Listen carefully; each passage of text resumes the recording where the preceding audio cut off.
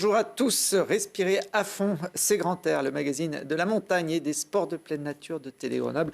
Aujourd'hui, j'ai le plaisir d'avoir sur ce plateau une femme qui est la première française à avoir gravi tous les 8000 de la planète. Sophie Lavaux, bonjour.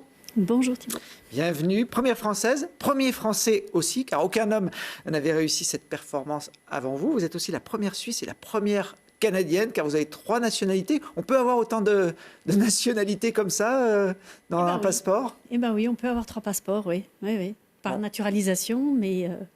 Laquelle était la première chez vous de nationalité? La française. La française. Bon. Alors, sur ce plateau, on a également quelqu'un qui n'a qu'une nationalité, je pense, François Damilano. A priori, oui. A priori, français également. François qui a, par contre, plusieurs casquettes. Guide de haute montagne, réalisateur, écrivain, glaciériste aussi. Guide de haute montagne, c'est mon identité sociale et professionnelle. On restera là-dessus parce que c'est effectivement... avec cette fonction que vous avez accompagnée. Eh ben non, parce Sophie, que je suis réalisateur aussi. Sophie, ah ben voilà, tu voyez, donc j'avais bien cité les différentes casquettes. Vous aviez raison, Thibaut.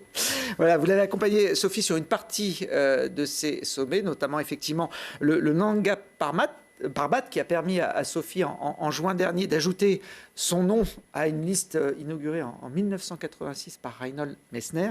Et sur ce Nanga Parbat, vous aviez la casquette de réalisateur, puisqu'il y avait un film à la clé de ce périple, le dernier sommet, qui raconte la quête de ces 8000 par Sophie Lavaux. Il y a également un livre qui est sorti en parallèle, paru chez Glénat, les 14 8000 de Sophie Lavaux. Un livre que vous avez écrit à 4 mains. Comment vous avez travaillé sur cet ouvrage? Oui, c'est un livre qui est co-signé, où on a à la fois essayé de mêler on va dire une écriture journalistique pour aborder tous les thèmes autour de ce que j'appelle le 8000isme. Et puis, le livre, il est paru pour célébrer, ou à l'occasion de la célébration de la réussite du Grand Chelem himalayen de Sophie. Donc, on y retrouve les carnets de Sophie, où elle raconte de manière personnelle un certain nombre de ses aventures, et puis qui s'appuie sur une iconographie contemporaine, essentiellement les photos ramenées des expéditions de Sophie ces 10 dernières années. Donc, ce n'est pas un bouquin d'histoire, même si effectivement on va traverser l'histoire de la conquête des 14 sommets de plus de 8000 mètres de la planète pour comprendre dans quel contexte s'inscrit le challenge de Sophie, mais c'est bien un livre contemporain sur le 8000isme d'aujourd'hui. Sophie, ces carnets que François évoque, vous écrivez sur chaque expé pendant, ou c'est après coup que sort la plume sur ces retours? Non, j'ai un tiroir à la maison qui est plein de carnets que j'ai écrits et j'ai pour habitude, dans le cadre des expéditions, depuis le début, d'écrire. Je m'impose une page par jour, en fait. Ce qui permet en fait de garder une trace assez complète de toutes ces expéditions. Et ça a été un travail intéressant justement de se replonger dans tous ces carnets. Autant pour certaines montagnes, la thématique que je voulais aborder dans ce carnet a été spontanée et évidente. Autant pour certaines, j'étais plus hésitante, et de me replonger dans ces carnets et dans les images, parce que ça va de pair, a fait émerger les autres thématiques et m'a permis justement de rebalayer ces 11 années d'expédition. Alors, dans ce livre, il y a 14 chapitres, évidemment, et le livre se termine par, j'ai envie de dire, le début, votre rencontre en 2012 sur un des 8000, le Shishapangma. Oui, parce que en fait, la première question qui s'est posée quand on a construit le livre, c'était de savoir dans quel ordre nous allions raconter les 14 sommets de plus de 8000 mètres. Est-ce que l'on prenait et on suivait l'ordre des ascensions de Sophie, ou est-ce qu'on se basait plutôt sur un ordre géographique, les altitudes? Ce que l'on a choisi, et finalement, et de manière assez étrange et marrante, le plus haut sommet de la planète, c'est l'Everest, bien évidemment. Le Benjamin, c'est le Shishapangma. Et en fait, c'est au Shishapangma, c'est sur les pentes du Shishapangma que nous sommes rencontrés en 2012 avec Sophie. Du coup, il y avait une espèce de clin d'œil que nous amenait la géographie des 8000 autour de notre histoire. Donc, effectivement, ça se finit sur les pentes du Shishapangma. À l'époque, sur ce premier 8000, vous aviez déjà, Sophie, l'idée d'enchaîner tous les 14 de la planète ou pas? Non, pas du tout. Non, en fait, j'étais plus à ce moment-là dans une quête d'altitude qui avait démarré dans les Alpes, en fait, avec le sommet du Mont Blanc. Et j'ai assez vite été finalement attirée par aller toujours un petit peu plus haut. Et donc, c'était un bon prétexte, parce que je travaillais en entreprise à l'époque, donc d'organiser mes vacances et mes loisirs en montant une expédition et en allant toujours un petit peu plus haut. Donc 5000 mètres, c'est passé, 6000, c'est passé, 7000 aussi. Et puis après, on arrive à cette grande barre des 8000. Et c'est qu'en 2012 où j'arrive à dégager le temps suffisant en fermant l'entreprise familiale pour partir sur cette expédition. Et j'avais d'abord aucune idée de savoir si j'en étais capable. Donc je disais, j'ai envie d'aller flirter avec le 8000, voir ce que ça fait. Et en fait, non seulement je réussis ce sommet central du Shishapangma, mais j'enchaîne avec le Choyu quelques jours après, que je réussis aussi. Et voilà, en fait, c'était cette quête d'altitude. Alors, il y a eu après un petit moment d'hésitation où je me suis dit, mais si j'ai vraiment envie d'aller au bout de cette quête, il en manque un, qui est quand même le point culminant et qui est l'Everest. Même si François le rappelle à chaque fois, ou quand je suis redescendue du Shisha, j'ai dit non, Shisha Choyu, non, c'est bon, j'ai été à 8000, j'arrête. Et puis quand même, ça a commencé à tricoter dans la tête et je suis allée voir François en lui disant j'ai envie d'aller à l'Everest. Et c'est comme ça qu'on part à l'Everest en 2014. Vous aviez senti le potentiel de Sophie quand même dès le premier sommet, parce que ce qui est marrant, c'est que Sophie, pure amatrice, elle réussit son premier 8000 et vous qui étiez sur la même montagne, professionnelle, aguerrie, vous n'êtes pas arrivé au sommet. Cette fois-là, je ne suis pas arrivé au sommet. Et souvent sur les 8000, je ne suis pas arrivé au sommet. Ce qui est étonnant et intéressant dans le personnage de Sophie, c'est qu'elle n'a pas prémédité son grand chelem himalayen et probablement qu'elle n'était pas prédestinée à réussir et à occuper cette place symbolique de premier Français au 14 8000.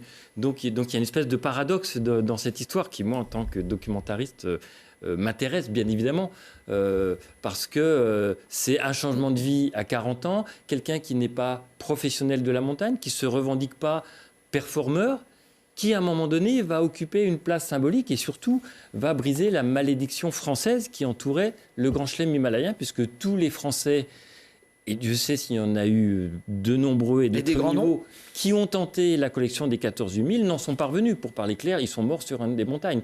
Donc à un moment donné, quand nous sommes au pied du Nanga Parbat au printemps 2023 et que Sophie tente son dernier sommet de la collection, il y a aussi une démarche assez transgressive parce qu'elle va probablement briser cette malédiction.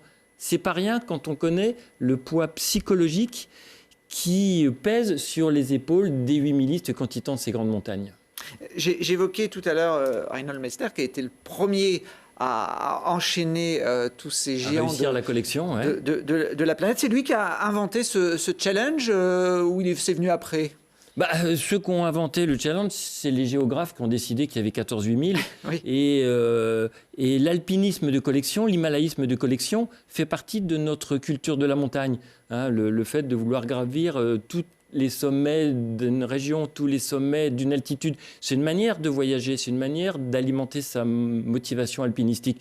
Donc évidemment, 14 sommets de plus de 8000 mètres, c'était évident qu'à un moment donné, ça allait monter au cerveau des Himalayistes. Donc une fois la première ascension a été réussie un par un, évidemment, Reinhold Messner rentre dans la grande histoire de l'himalayisme et c'est lui qui va conclure en 86, 16 ans après son premier sommet à lui qui était le Nanga Parbat, qui était son premier 8000, et va devenir le premier homme au 14 8000. Alors lui-même s'en défend, hein, quand on relit ses autobiographies, il explique qu'il n'a jamais été dans cette course, comme Sophie d'ailleurs. Hein. Il y a toujours une dénégation, non, je ne suis pas dans cette course. Mais en même temps, il y a quelque chose de cet effet symbolique qui fait qu'à un moment donné, il s'est fait rattraper par l'effet de la collection et qu'à un moment donné, il était évident que ça ne pouvait pas lui échapper. Bon, il y a beaucoup de citations dans le livre, j'en ai retenu une, c'est celle d'Erard Loretan. Le problème avec les 8000, c'est comme les cacahuètes, il ne faut jamais commencer. Il y a une forme d'addiction.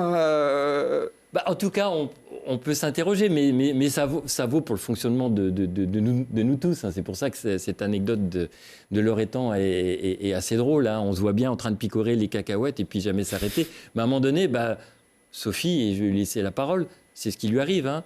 Elle réussit le sommet central du Shishapangma, elle réussit le Choyu. C'est un bâton de maréchal dans une carrière alpine sur un CV. C'est bien de réussir un 8000. C'est ce que j'appelle l'altitucratie, l'aristocratie par l'altitude. C'est quelque chose qui est très prégnant dans notre milieu alpinistique. Après, elle part à l'Everest. Mais qu'est-ce qu'on fait une fois qu'on a réussi le plus haut sommet de la Terre ? Soit on souffre du syndrome de l'accomplissement absolu, soit on bascule dans autre chose. Et à partir du moment où Sophie, après l'Everest, décide de continuer d'aller visiter les autres 14 8000, c'était évident pour moi qu'elle allait aller vers ce grand chelem himalayen. Reinhold Messner, il y a laissé 6 orteils dans la conquête de ces 14 8000. Vous, Sophie, et son frère. Et son frère aussi, qui est mort effectivement sur le Nanga Parbat. Et vous, Sophie, pas eu de soucis physiques, tout va bien ? Tout va bien. Bon. Pas de gelure, pas d'accident, pas d'évacuation.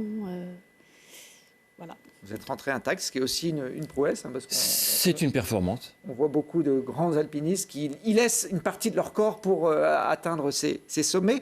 Alors lui, Messner avait terminé par le Lhotse, il avait commencé par le Nanga Parbat. Vous avez fini, vous, par le Nanga Parbat. C'était un choix délibéré ou c'était le hasard de la conquête ? C'est toujours le hasard. En fait, c'est l'opportunité des expéditions qui se montent qui fait que je m'inscris sur un sommet ou pas.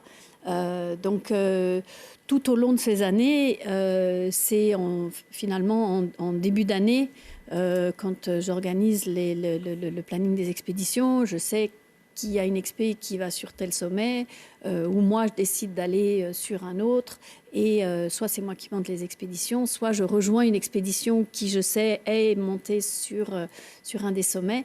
Et puis après, c'est pas parce qu'on le met sur le papier que ça va fonctionner. Donc c'est vrai qu'on avait, moi j'avais quand même pensé que ce serait le Shishapangma, parce que en fait, quand je vais en 2012 au Shishapangma, on va finalement au sommet central, et qui n'est pas le point culminant de la montagne, qui est en fait le point du sommet principal, qui est un autre itinéraire, qui est beaucoup plus engagé que le sommet central. Donc j'avais de toute façon décidé d'y retourner. Et comme la Chine est restée fermée pendant longtemps suite au Covid et à plein d'autres histoire politique, pour moi, c'était assez clair que ça allait être le Shishapangma. Et puis, en fait, je loupe le Nanga Parbat en 2022. Entre-temps, la Chine ouvre, donc j'ai cette opportunité d'avoir on a ce permis spécial qui nous est accordé à Christine Arila et nos 2 autres copines, où on part toutes les 4 sur le Shishapangma qu'on réussit. Et donc, c'est le Nanga Parbat qui arrive à la fin. Et ce qui a été très compliqué d'ailleurs pour François, parce que tout le scénario du film, en tout cas, était sur les pentes du Shisha. Et en fait, on est parti au Nanga. Bon, surtout que le Nanga, c'est pas n'importe quelle montagne. On la surnomme la montagne tueuse. Ouais. Ça avait été le théâtre d'un drame avec Elisabeth Revol en 2019. Ce dernier sommet, donc au printemps 2023, il y avait une pression particulière sur cette ultime ascension pour vous ? Alors, le fait d'y avoir été en 2022 et d'être en échec, suite à une intoxication alimentaire, surtout, fait que je savais à peu près où j'allais mettre les pieds, et je savais que ça allait être compliqué parce que c'est effectivement un sommet difficile. Après, le fait de savoir où on va, ça permet de se préparer et d'appréhender la montagne d'une autre façon, à l'inverse que quand on la découvre pour la première fois. Maintenant, moi, j'essaie quand même toujours de cloisonner, de me mettre dans ma bulle, et puis ne pas être trop influent par rapport à tout ce qui se raconte sur un sommet. Donc, mais oui, c'est une montagne qui a une réputation et c'est dangereux. c'est dangereux. Donc, c'est un des sommets avec le K2, avec l'Annapurna, avec ces sommets qui sont très dangereux, où à la fin, je me retourne, je lui dis « Salut !» Plus jamais. C'est parce que c'est dangereux qu'on ne met pas de casque sur le Nanga Parbat, François? C'est vous qu'on a vu là, sorti d'un petit couloir. Comment ça, il n'y a pas de casque? Probablement, parce que comme vous, j'ai des oreillettes pour essayer de comprendre le son que je capte avec ma caméra. Là, vous étiez effectivement dans le rôle du cinéaste, du réalisateur, pas du guide de haute montagne. C'est une autre forme de pression?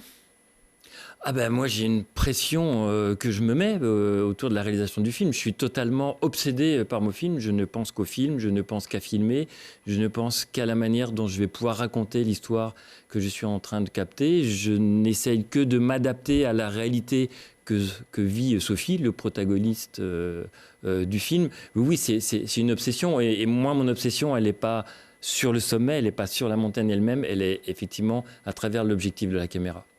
On met en scène un minimum les choses quand on est sur une montagne comme celle-là, où on est obligé de s'adapter à la réalité du terrain? Non, pas de mise en scène, parce que je revendique la posture du documentariste. Donc moi, ce qui m'intéresse, c'est de filmer et de capter au plus près la réalité. Et une fois de plus, c'est pas un film qui est commandité par Sophie. C'est pas un film qui est financé par un partenaire financier de Sophie. C'est un film indépendant. Et du coup, je revendique ma liberté de ton. Et c'est pour ça que d'ailleurs le film est âpre. J'ai pas gommé les angles. J'ai voulu faire aussi un film sur l'ambiguïté quand même de ces quêtes. J'interroge l'alpinisme, j'interroge l'himalayisme, j'interroge mon propre alpinisme et mon propre himalayisme. Donc à partir de là, je revendique une liberté de ton. Mais ce qui m'intéresse, c'est la réalité. C'est vraiment d'être en immersion et de ramener la réalité de ce qui se passe en très haute altitude. On ne gomme pas. On ne transforme pas, on ne met pas en scène. Alors, on peut le faire, mais c'est un autre type de film. L'un n'empêche pas l'autre, mais là, c'est du documentaire. Le sommet du Nanga Parbat, vous l'atteignez le 26 juin 2023. On a les images de ce moment qui a dû être un moment fort pour vous en émotion, j'imagine? Évidemment, c'est sûr que ça reste quand même... Un moment qui est gravé dans ma mémoire. Après, c'est pas le sommet le plus symbolique, dans le sens où on a une météo qui est quand même difficile. On a galéré pour l'ascension. On a cette préoccupation de la descente. Mais à chaque fois que je vois le film, il y a quand même ce petit moment d'émotion et qui est transmis par Sangé, Dawa Sangé Sherpa, qui m'a accompagnée donc quand même sur 12 expéditions, et on a réussi 7 de ces sommets. C'est lui qu'on voyait à côté de vous, là, au sommet, en doudoune orange. Et voilà, et qui vraiment est très fier, et il brandit son piolet et il dit 14 Peaks of Sophie Lavaux, et il y a une forme vraiment de joie intense, de fierté qu'on partage à ce moment-là. Un sommet de 8000, il est validé quand on est en haut, François, ou il faut être redescendu en bas pour pouvoir dire on l'a fait? Un sommet, quel qu'il soit, n'a de valeur que quand on est en capacité d'en redescendre. Mourir sur une montagne n'a aucun sens à mes yeux. Donc là, il fallait redescendre. C'est un peu laconique, ce que je dis. Ouais, mais effectivement, je vais plus loin, parce qu'il y a une forme de romantisme, d'héroïsation autour de nos grands aînés qui ont disparu sur une montagne ou sur une autre. Et probablement que je m'inscris un peu en faux à ça. Nous n'allons pas en montagne pour en mourir. Donc à un moment donné, j'interroge quand même la signification de l'héroïsation de nos grands personnages de l'historiographie de l'alpinisme et de l'himalayisme. Donc effectivement, une ascension n'est validée que quand on est en capacité de redescendre sur le plancher des vaches, en tout cas dans la vallée des hommes. Ouais, puis les descentes qui sont des fois plus compliquées que les ascensions sur certains sommets. Qui peuvent être plus compliquées ou plus dangereuses, parce que souvent pour la très haute altitude, problématique d'épuisement, d'hypoxie... Mais ça c'est effectivement un autre sujet. Mais ce que vous soulevez là est quand même important, parce qu'une fois de plus, on est au cœur de ce sujet et de cette ce paradoxe de l'histoire de l'himalayisme hexagonal qui fait qu'il a fallu attendre la réussite de Sophie Lavaux pour qu'enfin un Français puisse revendiquer le Grand Chelem himalayen. Et ce Grand Chelem, vous l'avez validé en rentrant au camp de base avec un petit comité d'accueil. Il n'y avait pas la foule, forcément, on est au fin fond d'une vallée himalayenne, mais notamment les Sherpas ont été sensibles à ce défi. Ah bah pas que les Sherpas, toute l'équipe. Il y a surtout l'équipe pakistanaise qui est là. Hein, et ils ont une façon très particulière et très propre à eux de célébrer les retours avec ces colliers de fleurs en plastique un peu décalés, mais qui est toujours... j'en ai plusieurs à la maison. Le Nanga Parbat, en plus, c'est un camp de base assez particulier parce qu'il est gardé par la police. Et il y a l'armée qui vient aussi suite aux attentats de 2012. Et donc, il y a des coups de feu qui sont tirés aussi en l'air pour célébrer aussi la descente et l'arrivée au camp de base des alpinistes qui réussissent. Donc oui, c'est la joie, c'est la fête et il faut savourer tout ça.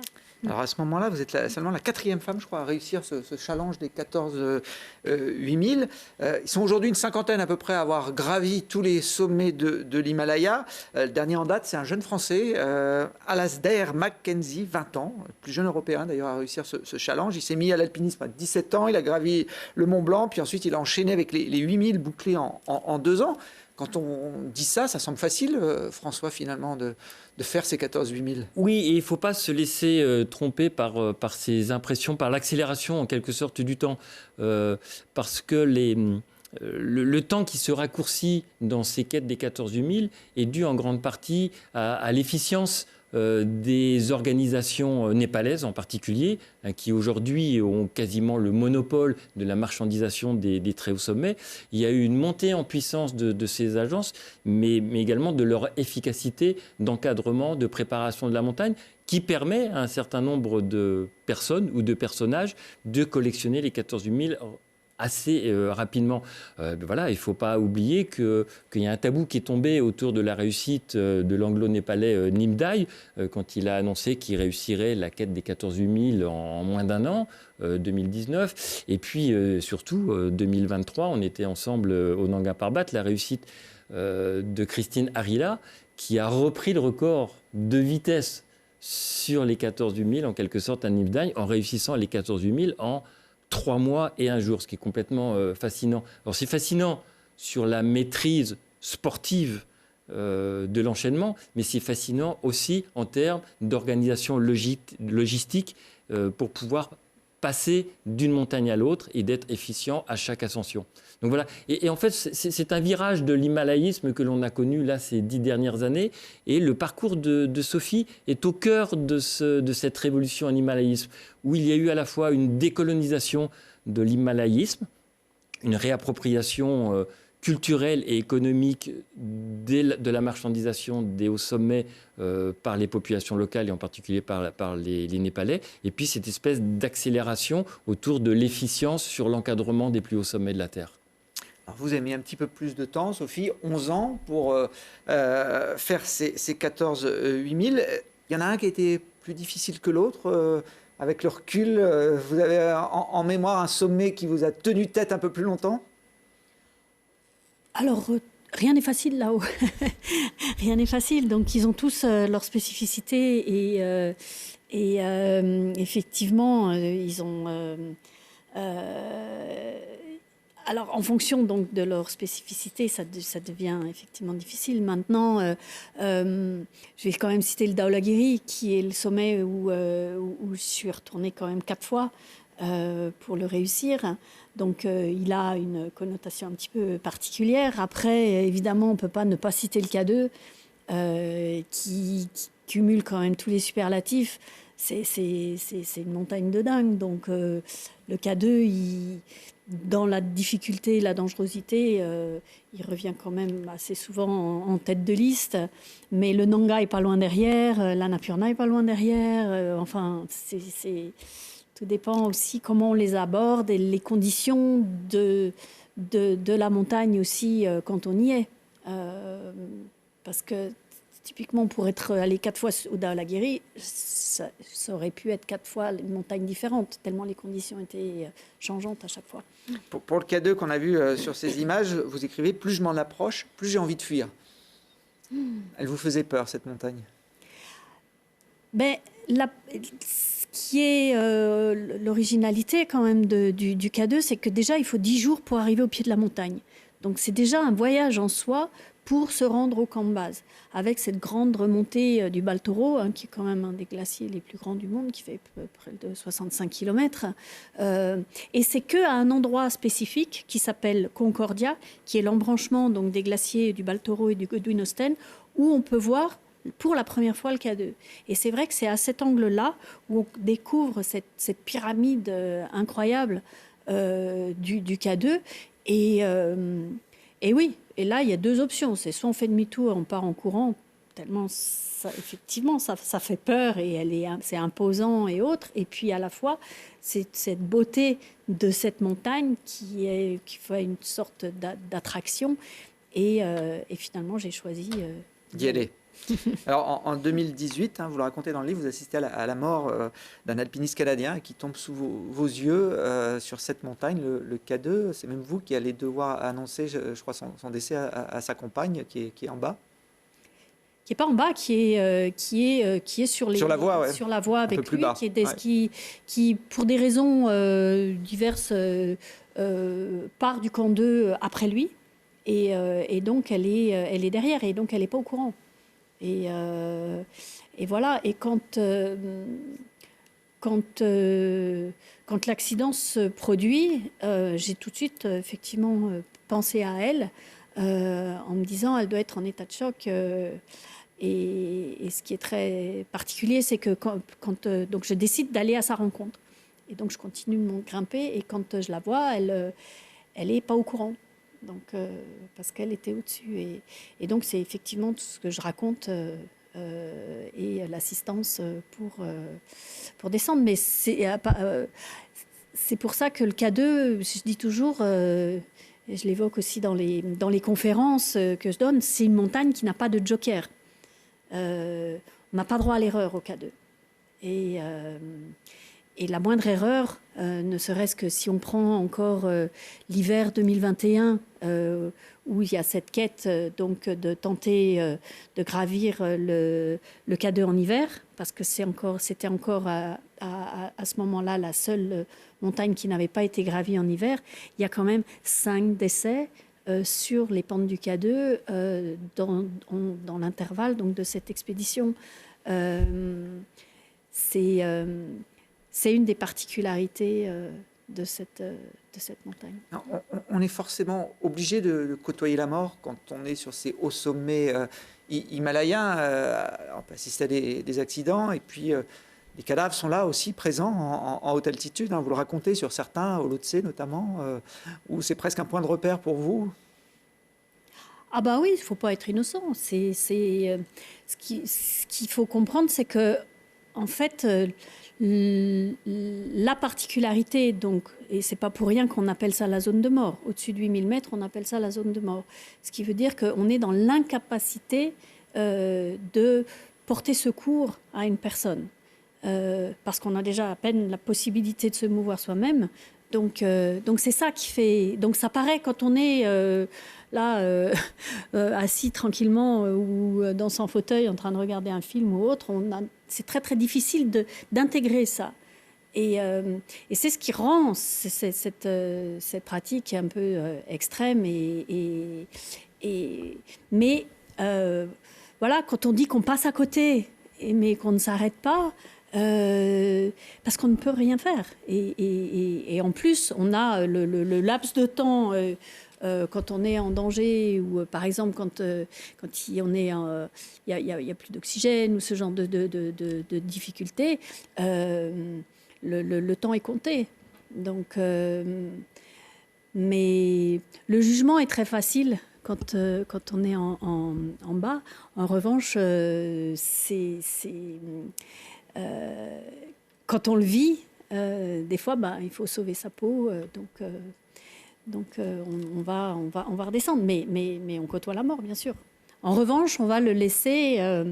quand on est dans cette dynamique, finalement, d'enchaînement, d'expédition, c'est quelque chose qu'on va quand même garder finalement un petit peu en retrait dans sa tête.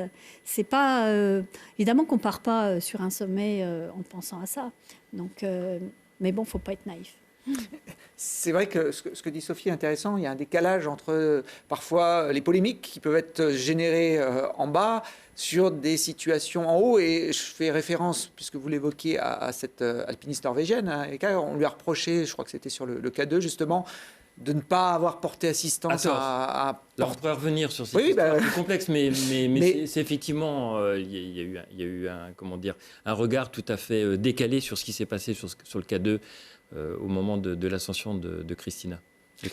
Et ces polémiques, elles sont liées aussi peut-être aujourd'hui au fait que tout est filmé, même à ces altitudes-là, ce qui n'était pas forcément le cas il y a encore une vingtaine d'années. Mais ce qui est complexe, c'est qu'il y a une forme de démocratisation de l'himalayisme de haute altitude, une fois de plus grâce à l'encadrement particulièrement performant des expéditions guidées, des expéditions commerciales. Et en même temps, ça reste une démarche très transgressive de porter son corps là où il n'est pas conçu pour survivre. Il faut bien comprendre qu'à un moment donné, c'est une question de métabolisme. Le corps humain ne peut pas survivre au-delà de quelques heures en très haute altitude et en particulier au-delà de 8000 mètres. C'est quand même pas banal comme démarche. Donc on va dire que toutes nos règles ou nos conventions sociales que nous avons établies pour vivre en société, à un moment donné, éclatent dans ces zones de survie. Donc, à un moment donné, notre filtre d'analyse que nous avons là, comme le rappelle Sophie, il est distordu, si je pourrais dire, quand on l'applique à ce qui se passe en très haute altitude. Ça n'empêche pas de très belles histoires d'amitié, ça n'empêche pas de très beaux actes d'héroïsme et de secours, d'ailleurs. Il y en a quelques-uns qui sont célèbres. Mais en même temps, comme le rappelle Sophie, il faut bien comprendre que chacun lutte pour sa propre survie. Donc, à un moment donné, il y a une distorsion du regard sur ce qui se passe autour de nous. Et c'est plutôt assez intéressant aussi à capter, à analyser. Et c'est tout l'intérêt de pouvoir porter aussi la caméra là-haut. C'est-à-dire que le récit que nous allons ramener de la très haute altitude, il est lui-même filtré par l'hypoxie de notre cerveau. Il est lui-même filtré par le filtre de la mémoire. On est tous en reconstruction de nos souvenirs. Et à un moment donné, la caméra, elle ramène des images brutes. Et là, il y a souvent des décalages. Et c'est pour ça que le métier de documentariste, il est absolument passionnant.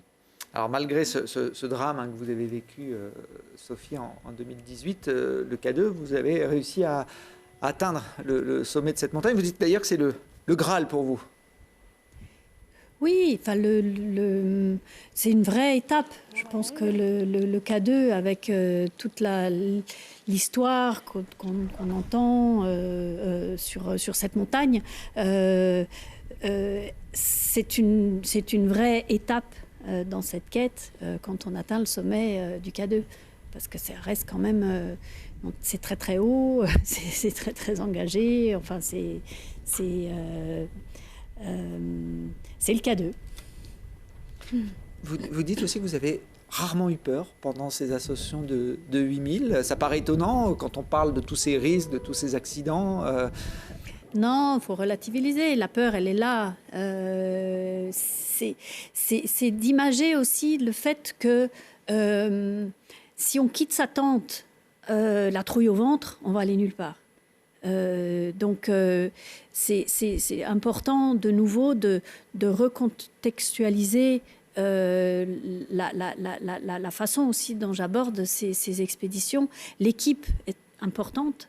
Les gens qui m'entourent, si je n'ai pas une confiance absolue en eux, notamment ne serait-ce que par exemple dans les prévisions météorologiques que Yann nous envoie depuis son salon à Chamonix, si je commence à douter de ces prévisions, ça ne va pas marcher. Donc il y a un cocon qui s'installe autour des gens qui m'entourent. Sangay fait partie intégrante de cette réussite et de ces ascensions.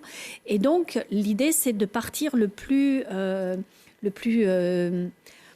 sereinement, on va peut-être pas aller jusque-là, mais le plus en confiance possible, en direction du sommet. Et c'est là où je relativise avec la peur. Mais la peur, elle est là sur des moments aussi très, très précis, de sauts de crevasse, d'avalanches qui nous déboulent. Enfin, il y a plein de contextes qui font qu'on a peur. Mais c'est plus cette ambiance générale que j'essaie de décrire en disant que j'ai pas forcément peur tout le temps.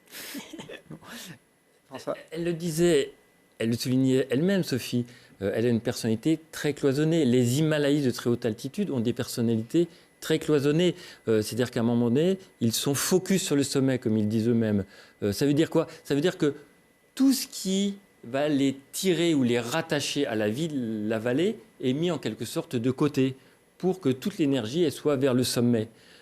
Et c'est d'ailleurs assez étonnant, les images du film Le Dernier Sommet, les moments où Sophie est la plus joyeuse dans son expression, le moment où elle semble la plus détendue, où elle est la plus souriante face à la caméra, c'est au départ du Summit Push. C'est le moment où on va quitter le dernier camp pour aller vers le Nanga Parbat. Donc on pourrait imaginer qu'à ce moment-là, la tension est à son maximum.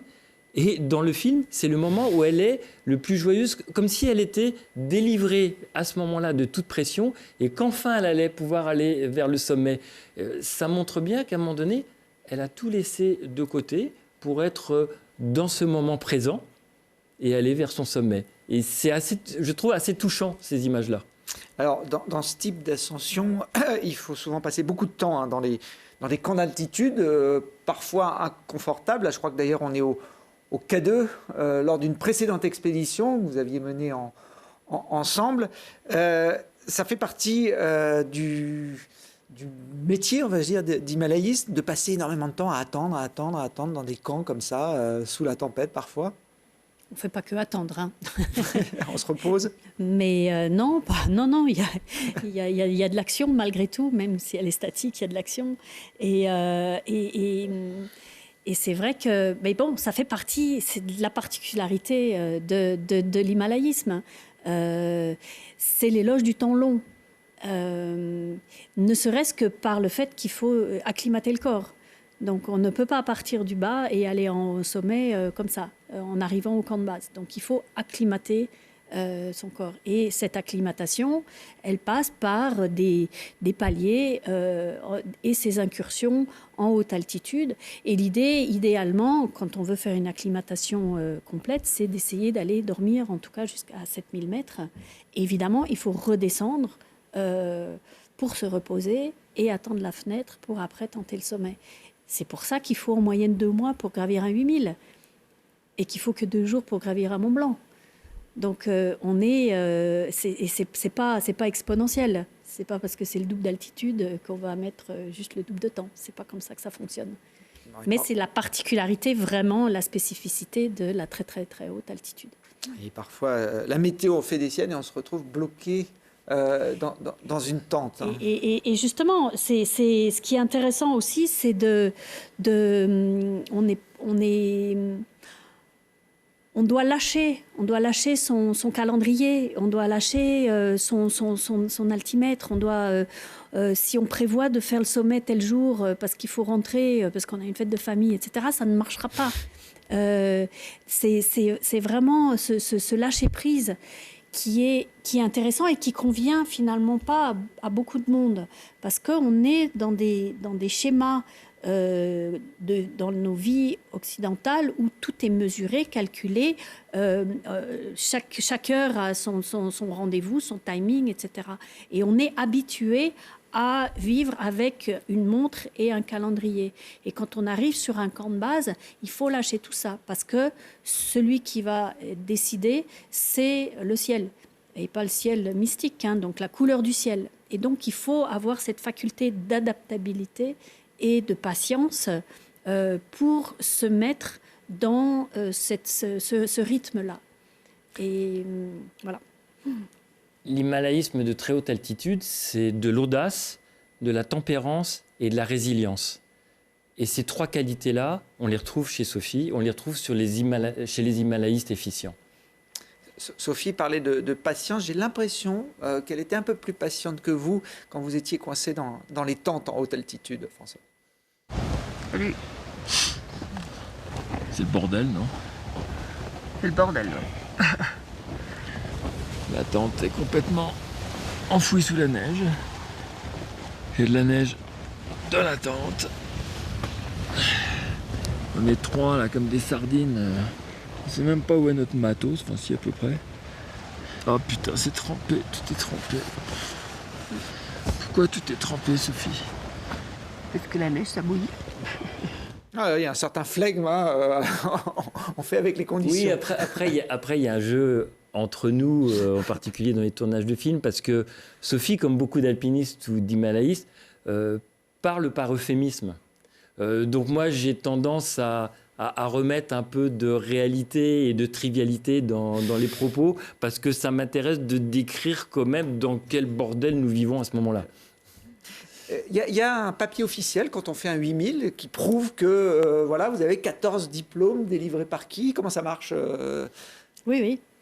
Il faut ramener aujourd'hui pour avoir le certificat qui est délivré, alors au Népal par le ministère du Tourisme, par la Tibetan Mountaineering Association au Tibet et par le club alpin pakistanais d'Islamabad pour les 3 destinations.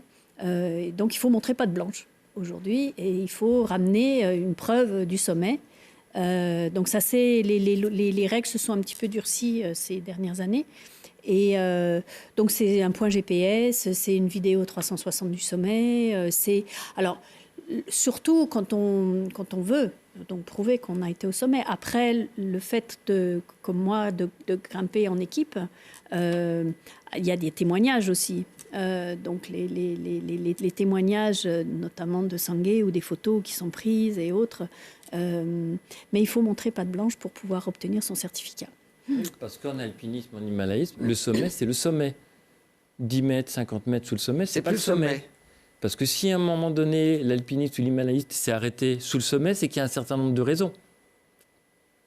Donc à un moment donné, le sommet, c'est le sommet. Et là, on ne va pas rentrer dans toutes les histoires des listes qui sont tenues à jour par les chroniqueurs qui s'intéressent donc à l'histoire de l'activité.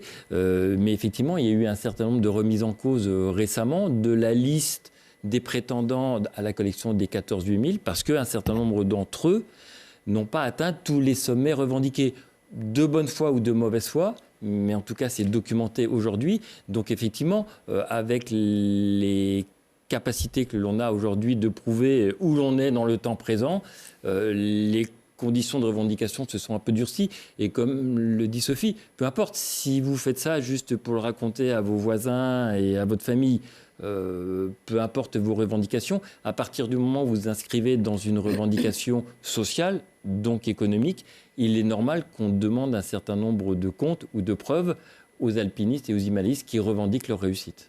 Vous évoquez d'ailleurs ce point-là dans le livre au chapitre Manaslu, avec l'enquête d'un journaliste allemand et de spécialistes de l'Himalaya en 2022 qui vont révéler que de nombreux sommiteurs n'ont pas effectivement atteint le véritable sommet, et notamment le Manaslu où le véritable sommet aurait été découvert récemment. Oui, c'est pas que le véritable sommet a été découvert récemment, c'est qu'il y a une espèce d'antécime et puis la véritable cime, c'est une arête à la fois effilée, complexe et qui est à peine plus haut que cette antécime. Et les expéditions guidées, les expéditions commerciales avaient pris l'habitude finalement de s'arrêter pour des raisons pratiques de confort. On les voit là sur ces photos. À cette petite antécime.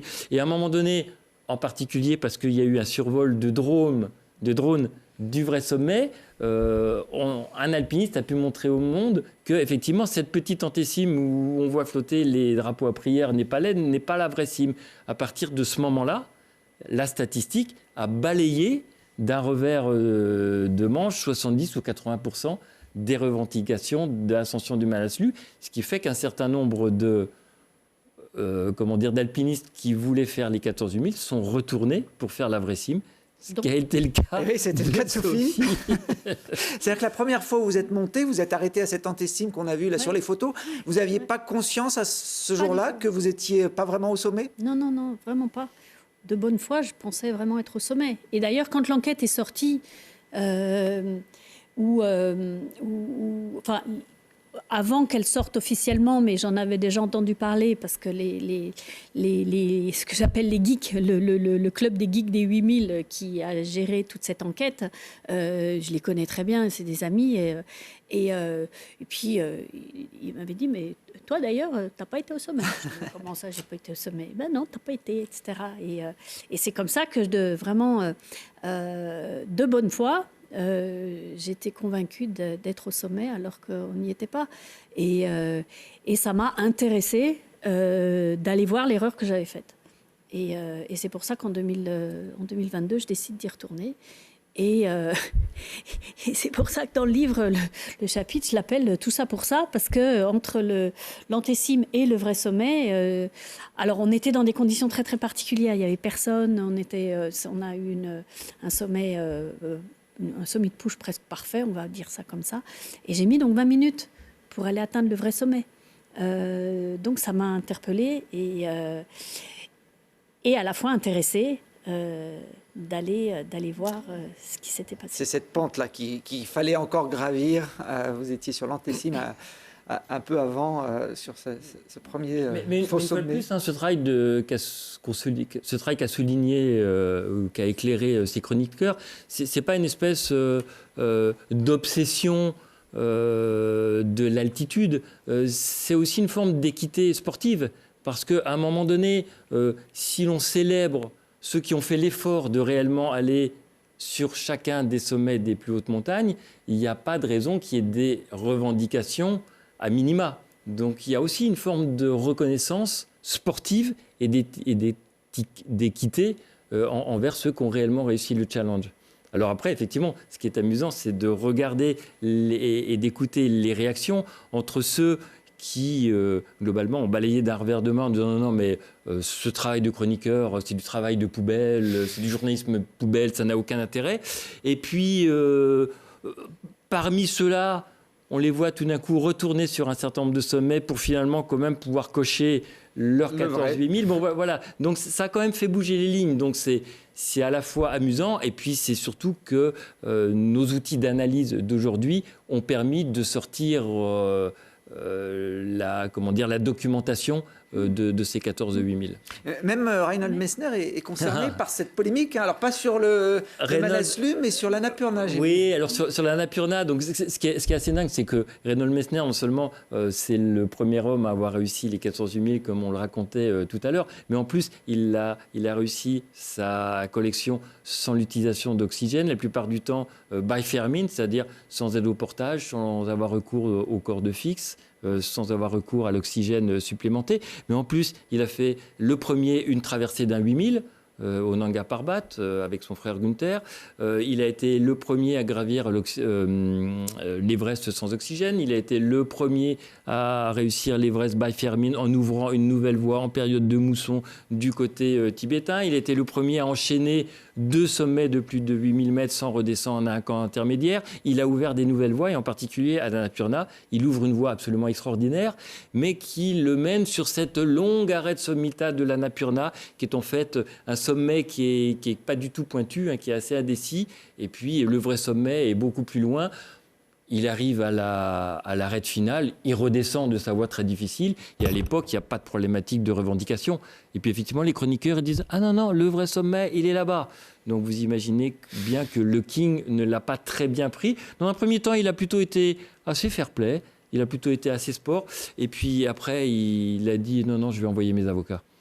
Donc voilà, donc ça fait quand même bouger. Ça veut bien dire qu'il y a une signification symbolique qui est extrêmement forte autour de ces sommets. Et en fait, donc dans l'évolution donc de l'exactitude de ces sommets a été décidé par l'Himalayan Database, qui est aussi un des organes qui tente de réguler un petit peu tout ça, qu'à partir de 2022, les personnes qui tentent, donc les 14-8000, doivent prouver d'être allées au vrai sommet des 14 montagnes. Mais parce qu'on ne peut pas refaire l'histoire non plus. Oui, on ne va pas demander à Messner de remonter au sommet de la Une fois Nature. de plus, ce qu'il faut bien comprendre, c'est l'idée de ces chroniqueurs, et je ne vais pas les défendre, je ne suis moi-même pas un chroniqueur, hein, mais ce n'est pas tant de détrôner nos grands aînés tels que Reinhold Messner, plutôt que remettre l'écriteur un peu à jour par rapport à un certain nombre de gens qui s'arrangeaient avec la réalité des faux sommets. Une fois de plus, c'est plutôt dans un souci d'équité envers les performeurs plutôt que de vouloir balayer et de faire tomber du piédestal un certain nombre de mythes. Il ne faut pas se tromper d'analyse. Alors il y a un sommet où on n'a pas trop de doutes quand on arrive en haut qu'on y est bien, c'est le plus haut, l'Everest. Vous l'avez fait ensemble en 2014, François. C'était d'ailleurs la première fois où vous filmiez Sophie. Là, ce sont vos images, pas très loin du sommet. Oui, là, on est sur le dernier ressaut. Le soleil vient d'émerger des montagnes tibétaines. C'est un moment très émouvant, très important pour moi. J'imaginais pas qu'un jour, dans ma vie de guide, dans ma vie de grimpeur, alors encore moins dans ma vie de cinéaste, je filmerais un Himalayiste émergeant comme ça avec le jour depuis la plus haute montagne de la Terre. C'est un moment très, très important pour moi. Ouais, c'est pour ça que et très émouvant. Je vous remontrerai ces images, parce que je sais qu'elles ont du sens pour vous. Alors, vous n'avez pas gravi ce sommet par la voie la plus fréquentée. Hein. Cette année-là, en 2014, il y avait à peine une centaine de grimpeurs sur cette montagne, ce qui paraît aujourd'hui assez improbable. Alors, on était sur le versant tibétain, hein, donc, qui est un camp de base qui est beaucoup moins fréquenté. Et effectivement, la particularité de 2014, c'est en fait sur le versant sud, donc le versant classique népalais, où il y a cet accident dramatique hein, qui tue 16 Sherpas dans une chute de sérac, dans l'Icefall, hein, donc dans la grande cascade de glace du Khumbu. Et le gouvernement népalais décide de fermer la montagne. Donc c'est ce qui rend cette ascension très particulière parce que la face sud est restée vierge sur cette année. Et donc vous avez pu profiter d'un sommet presque à vous tout seul, quoi. C'est très étonnant, effectivement. On arrive au sommet de l'Everest où on aurait pu s'attendre à croiser tous les prétendants au sommet du côté népalais. Et puis, il n'y a que nos expéditions côté tibétain. Et c'est très étonnant. Et d'ailleurs, je me souviens d'une discussion avec le responsable de l'expédition avec laquelle nous étions sur les flancs de l'Everest. Et il nous avait bien prévenu qu'il était totalement interdit de traverser la montagne. Parce qu'il nous connaissait, nous, en tant que grimpeurs. Et il savait qu'on pouvait avoir un fantasme une fois que l'on ait gravi le versant tibétain, arrivé au sommet, d'avoir la tentation de redescendre versant sud pour aller traverser sur le Népal. Du coup, là, le problème était réglé parce que de toute façon, il n'y avait plus personne côté népalais et la voie avait été déséquipée. Quel regard vous portez aujourd'hui, 10 ans après, sur les files de touristes qu'on voit régulièrement dans les médias, hein, qui s'agglutinent pour accéder à l'Everest par l'autre versant sur lequel vous êtes monté, vous, François. Ça montre une fois de plus que les montagnes emblématiques, et en particulier l'Everest, est un des points qui fait rêver tout à chacun. On ne peut pas à la fois faire le prosélytisme de l'alpinisme, faire le prosélytisme de l'himalayisme et se plaindre quand il y a des gens en montagne. Vous voyez cette espèce de paradoxe qui émane du discours de notre milieu. On est tous là à porter les valeurs de l'alpinisme. On est tous là à revendiquer et à raconter le bonheur que nous allons d'aller en montagne et globalement d'expliquer à tout le monde, venez partager cette nature avec nous. Et puis le jour où il y a du monde, on se dit, ah mais il y a plein de monde. Voire même quand en plus c'est raconté avec des mots qui ne font pas partie de nos codes, de notre petit milieu, on va apporter un regard condescendant, voire critique. Donc là on a une petite problématique un peu, on a une petite névrose dans notre milieu sur ce qui se passe actuellement sur les plus hauts sommets. On ne peut pas à la fois faire des films, raconter nos histoires, écrire des livres, et puis en même temps se plaindre que les gens ils sont en montagne une fois qu'ils y sont. Qu'est-ce que c'est que cette histoire ?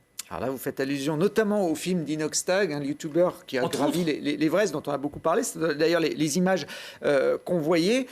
François Carrel, qui est auteur d'un livre sur le business de l'Himalaya, a été l'invité de Grand Air il y a quelques semaines. Et voilà ce qu'il disait sur notre plateau. J'avais envie de vous passer cet extrait pour vous faire réagir. Tout le monde me dit il va y avoir un jour ou l'autre un énorme carton. Quand on a 100 personnes dans les séracs, sur la voie normale sous les séracs du bottleneck à 8004, un endroit extrêmement dangereux où il faut vraiment passer très très vite, quand on a 50, 60, 80, 100 personnes qui vont rester là des heures, un jour ou l'autre, il y aura d'un seul coup 40, 50 ou 80 morts. À ce moment-là, on dira « Ah, mais pourquoi on a laissé faire ça ?» Voilà. Donc moi, je trouve qu'on a une dénaturation de ce qu'est l'himalayisme aujourd'hui. On devrait laisser ces montagnes à ceux qui sont capables de les gravir by fair means, comme Blutch. Voilà, on va m'accuser d'être élitiste. Les jeunes vont dire vous êtes des élitistes, vous voulez vous réserver ces montagnes. Non, je crois que moi, je sais où je suis un tout petit alpiniste. Je vais plus bas, plus facile. Et je trouve que c'est le dernier endroit de la planète où on devrait développer un tourisme lourd comme celui qui est développé aujourd'hui. Alors, réserver ces montagnes à une élite, c'est un peu ce qu'il dit. Non, mais ça mériterait de débattre avec François, et je ne vais pas reprendre toute son argumentation. Mais là, il y a un mélange d'un certain nombre de problématiques qui n'ont rien à voir ensemble, bien évidemment. Et quand même, pour aller un peu vite, je l'interrogerai sur mais qu'est-ce que c'est que cette vision ethnocentrée, voire même néocoloniale, sur ce qui se passe actuellement en Himalaya, et en particulier sur l'encadrement et la marchandisation des montagnes qui une fois de plus, a été, comment dire, où les Népalais se sont réappropriés. Quand ils s'interrogent sur le drame potentiel qui va se passer, alors que nous écrivons des livres entiers sur les drames qui se sont passés avec nos propres alpinistes, dans notre propre culture, qu'est-ce que c'est que cette espèce de projection sur ce que potentiellement il pourrait se passer? Les Népalais, les Pakistanais ne seraient-ils pas capables de gérer par eux-mêmes leur encadrement sur leur montagne? On fera peut-être ce débat un peu plus tard sur une autre émission, François. Sophie, quel accueil vous avez reçu des professionnels de la montagne, des guides? Vous êtes souvent à Chamonix. Vous êtes la première Française, homme et femme, à avoir réussi ce défi. François Dalmino l'expliquait, de grands noms, Jean-Christophe Lafaille, Benoît Chamou, Chantal Mauduit et d'autres ont essayé, n'ont pas réussi à enchaîner ces 14 000. Comment vous avez échangé, perçu leur regard par rapport à ce que vous avez fait? D'une façon générale, c'est très bienveillant. Et le fait d'avoir été convié l'année dernière pour faire l'appel des guides lors de la fête des guides de la compagnie des guides de Chamonix, je pense que ça répond en grande partie à la question. Il y a eu quand même quelques critiques, en tout cas quelques alpinistes qui ont dit oui, Sophie Lavaux, c'est des expés commerciales, c'est pas de la montagne, et qui ont remis en cause un peu la performance, François. Oui, bien sûr, parce que on peut balayer d'un revers de main ce que j'appelle le huimilisme, c'est-à-dire que cette forme d'himalayisme qui consiste à gravir les plus hautes montagnes du monde dans le cadre d'expéditions guidées, en utilisant l'aide au portage de Sherpa, en utilisant des lignes de vie qui sont fixées sur la montagne pour sécuriser l'ascension et la descente, en utilisant éventuellement de l'oxygène au moment du summit push. Effectivement, on peut balayer cette forme d'himalayisme d'un revers de main, mais en fait, il y a une confusion entre l'himalayisme de performance et l'himalayisme possible de tout à chacun aujourd'hui. Et je pense que la problématique, c'est effectivement la collection des 14 000 réussie par Sophie, ou l'Everest, mis en scène par Inox, capte de la lumière, capte beaucoup de lumière. Et les performeurs qui ont du mal à expliquer, à médiatiser leur performance en himalayisme, parce que c'est de tellement haut niveau que c'est complexe à expliquer et à amener vers le grand public, à un moment donné, peuvent souffrir de ces projecteurs qui sont plus braqués sur la performance d'aujourd'hui, mais qui sont braqués sur du symbole. Et en fait, il y a une petite confusion à ce moment-là. Donc après chacun fait sa route avec ça, mais effectivement, on le comprend bien pourquoi ça clive. Et une fois de plus, il y a aussi une question de code et de vocabulaire. Alors, Inoxtag a estimé que son expé lui avait coûté à peu près 1 million d'euros. Est-ce que, à l'Everest, est-ce que vous avez fait le bilan? Vous savez combien ça vous a coûté, ces 14 000 pendant ces 11 années d'expédition? Moins que ça. Moins d'1 million d'euros sur l'ensemble? Bien moins. Ah bah vous avez été économe, hein, parce qu'aujourd'hui, un Everest, c'est entre 50 et 150 000 euros. C'est la bonne fourchette Oui, c'est le prix d'un ticket pour tenter l'Everest dans le cadre d'une expédition guidée. C'est guère plus cher qu'un 4x4. Hein. Il y a des gens qui changent de voiture tous les ans. Hein. Non, mais pourquoi je dis ça? C'est pas pour dire que ce n'est pas cher. C'est pour dire aussi que ce sont, à un moment donné, des choix de vie. Donc il y a des gens qui flambent leur argent au casino ou dans des vacances ou des croisières. Et puis il y a des gens qui économisent leur argent pour, à un moment donné de leur vie, s'offrir un sommet de plus de 8000 mètres. Donc n'ayons pas des jugements trop hâtifs. Toujours sortir un peu des biais et des prérequis. Et de nouveau, il faut sortir l'Everest. L'Everest, c'est une montagne, c'est aussi le superlatif de beaucoup de choses. Et l'Everest, c'est une montagne parmi la grande chaîne de l'Himalaya. Et il faut justement sortir un tout petit peu de l'Everest. Il n'y a pas que l'Everest en Himalaya. Mais les gens qui s'offrent des expéditions commerciales, sauf si vous avez une information, a priori, ils ne volent pas l'argent pour payer les agences népalaises ou pakistanaises. On n'a pas vu de système de blanchiment, en tout cas en haute montagne, c'est vrai. Est-ce que ça a changé votre vie, Sophie, d'être comme ça exposée médiatiquement, d'être la première à avoir réussi ces 14 000 en France? Qu'est-ce que ça veut dire changer sa vie? Je sais pas, les sollicitations médiatiques, on vous invite régulièrement. Là, par exemple, vous êtes mis au curling à l'Alpe d'Huez sur ces images. Je crois que c'était un trophée mer et montagne. On invite un peu les stars du milieu. Ça, c'est quelque chose qui vous plaît? Très beau lancer de pied. Ah ouais, et précise. Enfin, quoique. Bien sûr que ça change, mais ça fait partie aussi d'une façon de savourer tout ça. Au quotidien, ça ne change pas non plus complètement. Ça ne va pas me retirer la passion de l'alpinisme. Je vais continuer à grimper, je vais continuer à retourner au Népal et en Himalaya. C'est vrai que cette année 2024, c'est une année de transition. C'est une année intéressante. Parce que c'est aussi une forme de découverte, de partage. Le film, le livre sont des moyens aussi de clore d'une belle façon ce grand chapitre des 8000.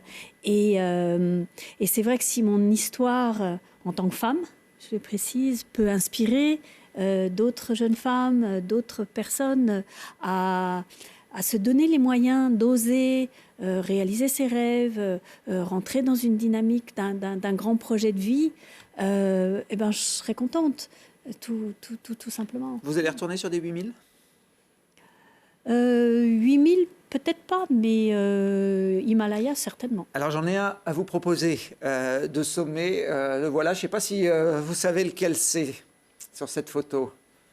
François, est-ce que vous le reconnaissez? Alors il est moins médiatisé que les 14 8000 et pourtant c'est le 15e. C'est ce que j'allais dire. Et voilà. C'est le plus haut des 7000 qui n'atteint pas tout à fait 8000. 7952 mètres, il s'appelle le Yakung Kang.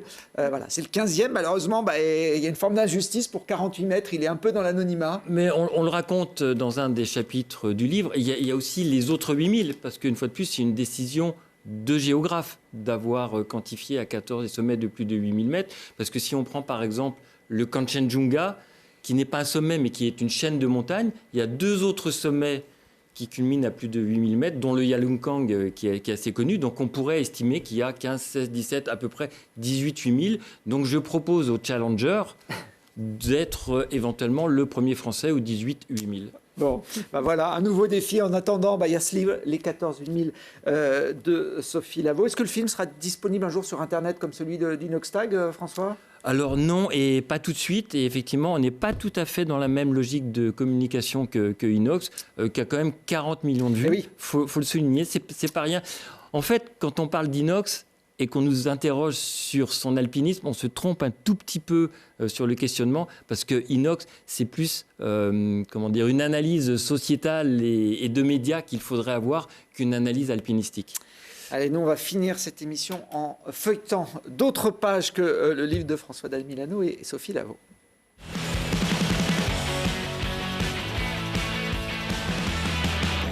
Et pour continuer de parler d'Everest, je vous propose Le sommet des dieux, le roman du japonais Baku Yumemakura, est traduit pour la première fois en français par Corinne Atlan.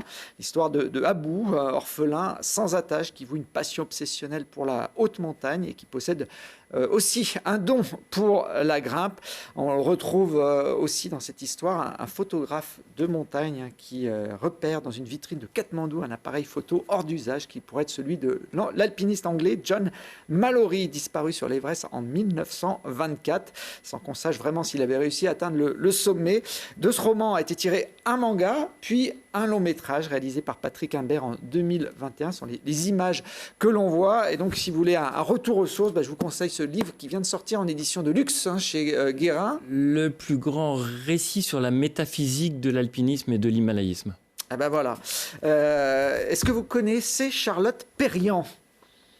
Grande architecte. Ah, je ne savais pas. Moi, je ne la connaissais pas non plus. Grande architecte et alpiniste. Avant de découvrir ce livre, c'est effectivement une designeuse française qui est née en 1903, qui travaillait au cours de sa carrière avec Le Corbusier. Elle est morte en 1999 et c'est en montagne que cette créatrice surdouée trouvait son inspiration. Elle y a laissé d'ailleurs quelques traces de son talent, comme le célèbre tabouret de Berger ou le refuge Tonneau, situé sur les hauteurs de Flaine en Haute-Savoie. Et donc, on retrouve dans ce livre une biographie de cette artiste richement illustrée. On revient sur son parcours et ses créations. Charlotte Perriand, La montagne inspirée, c'est signé par la journaliste Pascale Nivelle et c'est aussi aux éditions Paulsen. Et puis j'en profite pour parler de nouvelle édition de la Bible de l'escalade. C'est un livre signé David Chambre, consacré au 9e degré. Alors la première édition datée de 2015.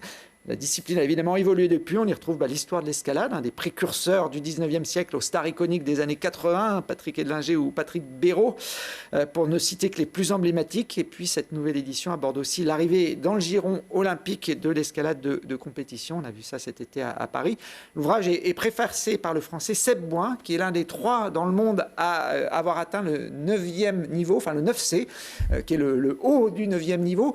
Est-ce que d'après vous, François, ce bouquin, il faudra bientôt l'appeler le 10e degré ? Oui, obligatoirement. Et ce qui est intéressant aussi, c'est le travail journalistique de David Chambre, qui est certainement le meilleur historiographe de l'escalade en France.